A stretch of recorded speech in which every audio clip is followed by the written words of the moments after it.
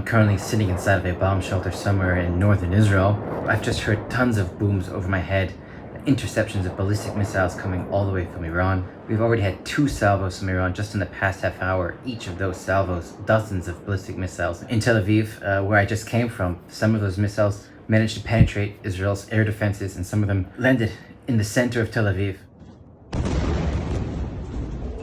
This counterstrike came hours after Israel launched a broad air attack against Iran, targeting the country's nuclear program and military leaders. What we're seeing right now is an unprecedented confrontation between Israel and Iran. Israel launched Operation Rising Lion, a targeted military operation to roll back the Iranian threat to Israel's very survival.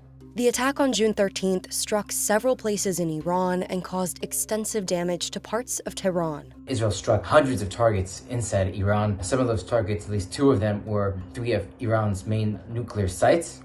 Besides nuclear facilities, Israel killed at least 9 of Iran's top nuclear scientists and at least 6 of Iran's top military commanders just in this opening day. Israel says Iran has enough enriched material to create nuclear bombs. And if Israel doesn't attack now, and Iran builds a nuclear weapon, well, that will be a point of no return for Israel. Iran will have a nuclear umbrella for which it can use to either attack Israel itself or to arm its proxy groups around the Middle East who have been engaged in warfare with Israel for many years now. Iran says that its nuclear program is only for civilian purposes. In a phone call with a Wall Street Journal reporter on June 13th, Trump said that he was aware of Israel's plans to strike Iran and called it a very successful attack.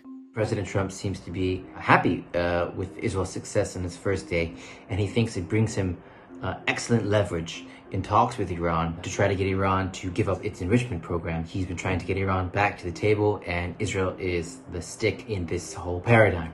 If the confrontation escalates and Iran potentially strikes American personnel or property, or the United States is forced into a position where it has to defend Israel and has to bring in its own personnel, depending on the results, either it could harm relations between Israel and the United States or improve them and show how they're partners. He said Iran cannot have a nuclear weapon. What we're seeing now is potentially regional changing event, one that could last for days, potentially weeks, or be the beginning of a brand new part of this war, something that we have not seen before.